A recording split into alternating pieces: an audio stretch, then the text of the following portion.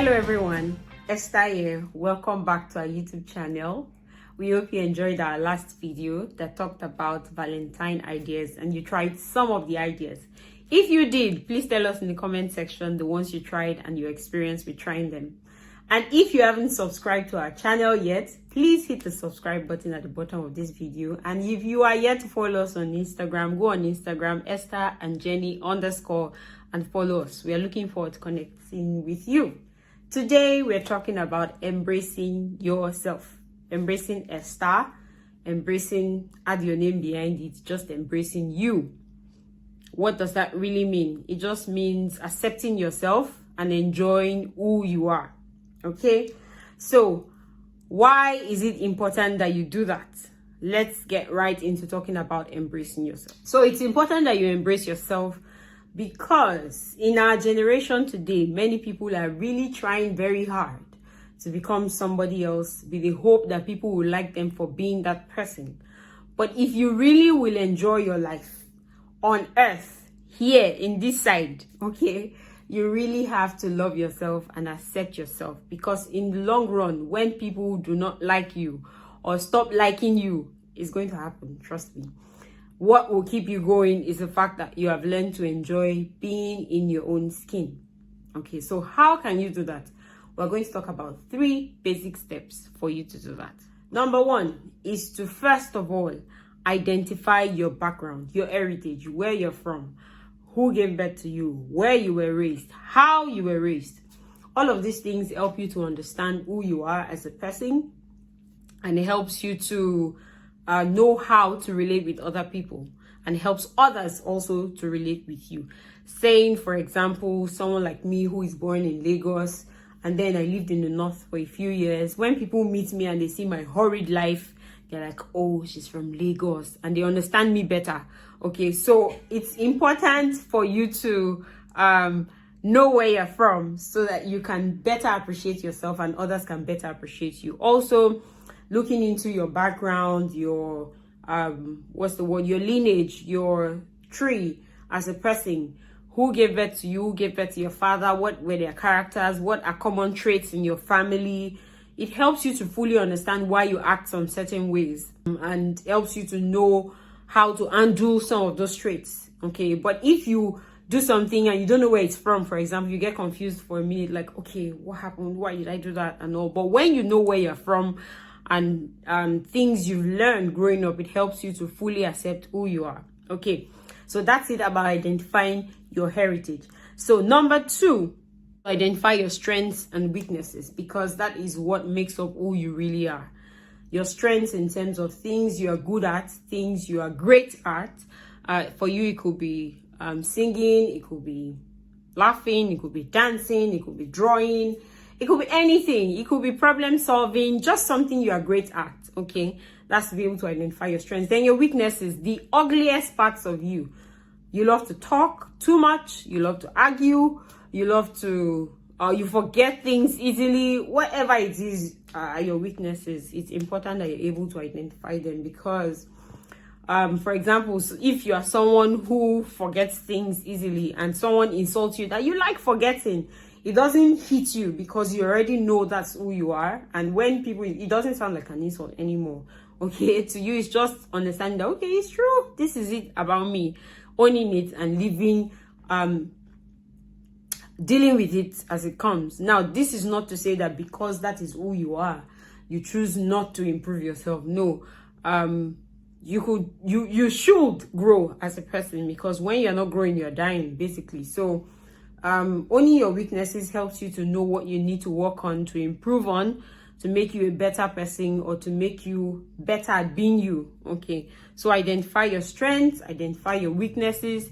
It is what makes up who you are. Okay, so the third thing you need to identify is your dreams and ambitions. Okay, what do you really want in and out of life? What do you really want to do with your life? It's important that you know that, so that you're not jumping everywhere. Oh, there's a meeting here, you're there.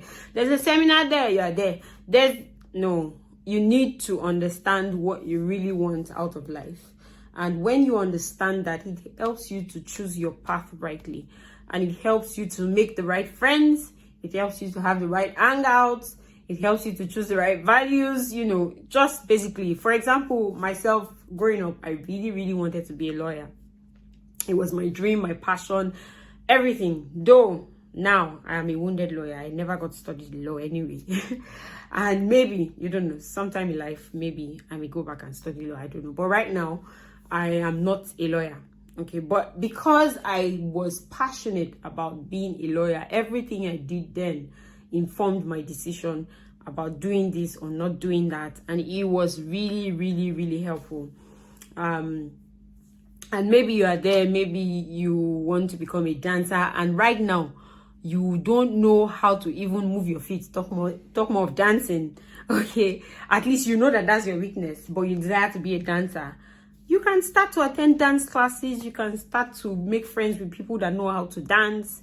It helps you to choose every other part of your life. Okay, so basically you need to identify your dreams and ambitions so that you're not just beating around the bush or beating the air and doing everything everybody's doing just to feel among. You need to be able to identify your dreams. Okay, all right, so those are 3 key things you can do to be able to embrace yourself. Okay, and in the process of embracing yourself, don't forget to grow and have fun. Okay, that is the essence of enjoying yourself. Okay, so how then? You may be thinking, now I've shared these 3 things, but how do I go about that? It's not that hard. All you need to do is 1, take some time out to retreat. Many times people hear the word retreat and they think, oh, it's going to church and fasting and praying. And oh yes, in the Christian context, those are components of a retreat. But looking at the word retreat as it sounds, it's basically to just take time out and be quiet and just meditate and think and ruminate, whatever it is you want to do with your mind.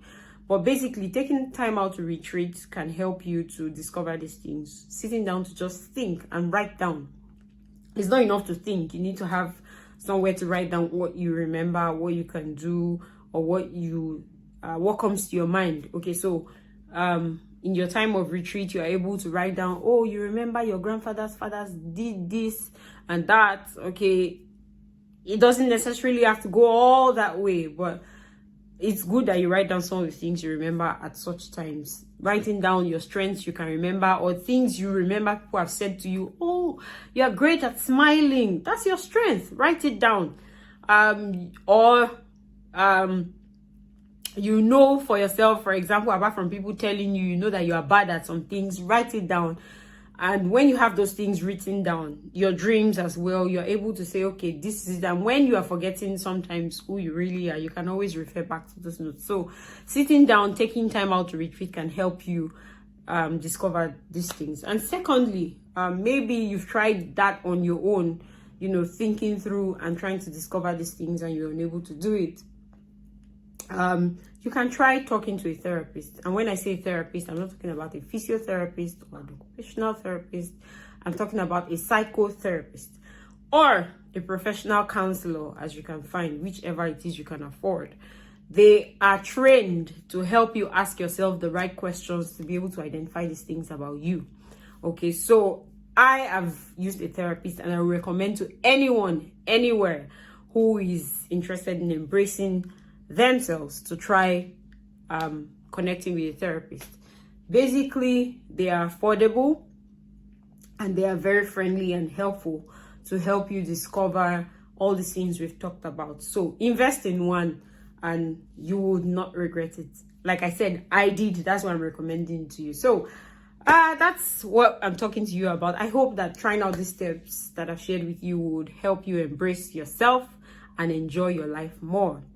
If you enjoyed this video, please hit the like button and share with your friends who are also struggling to enjoy their lives, and let them know that they can embrace themselves. Thank you for watching. Don't forget to subscribe and follow us on Instagram. The links will be in the bio. See you next time.